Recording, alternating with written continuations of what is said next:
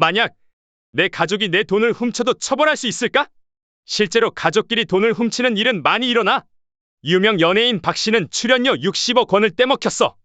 범인은 바로 박 씨의 친형 부부야. 그런데 박 씨의 아버지가 나서서 박 씨의 자금을 실제로는 자신이 횡령했으며 관리했다고 주장했어. 박 씨의 아버지는 왜 그랬을까? 바로 형법 제328조의 친족 간 발생한 절도, 사기죄 등 제3범죄에 대한 처벌을 면제하는 친족상도례 규정이 있기 때문이야. 동거하지 않는 친족은 친족상도례 규정이 적용되지 않기 때문에 박 씨의 친형이 친족상도례를 주장하지 못하니 아버지가 나선 거지. 결국 박 씨는 아버지가 자산을 횡령했다고 주장하는 바람에 돈을 못 받는 거야. 너무 억울하지 않아?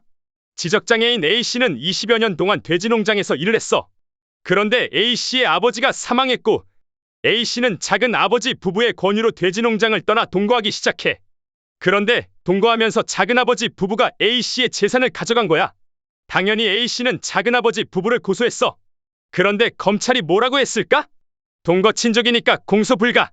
검찰은 A씨가 동거하지 않았던 기간에 빼앗긴 돈만 인정하고 동거하면서 뺏긴 돈은 친족 상도례 규정이 적용돼서 공소 제기가 불가능하다고 했어. 결국 A씨는 친족 상도례가 위헌인지 가려달라는 헌법 소원을 냈지. 결과는 헌법재판소는 친족 상도례 규정에 대해 재판관 전원 일치 의견으로 헌법 불합치 결정을 내렸어. 친족 상도례가 도입 후 71년 만에 바뀌게 된 거야.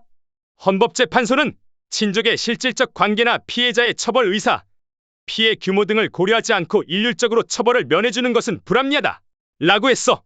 과거 농경시대에는 대가족 사회였잖아. 그런데 현대 사회는 핵가족과 1인 가구가 급격하게 늘어 친족 간 경제적 유대 관계가 바뀌었기 때문에 이를 반영해야 한다고 한 거야. 가족이라는 이름으로 면죄부를 주기엔 시대가 지났다는 거지.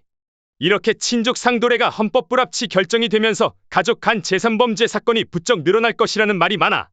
지금까지 가족 간 제3범죄에 대하여 검찰이 대부분 공소권 없음으로 처리한 게 많거든.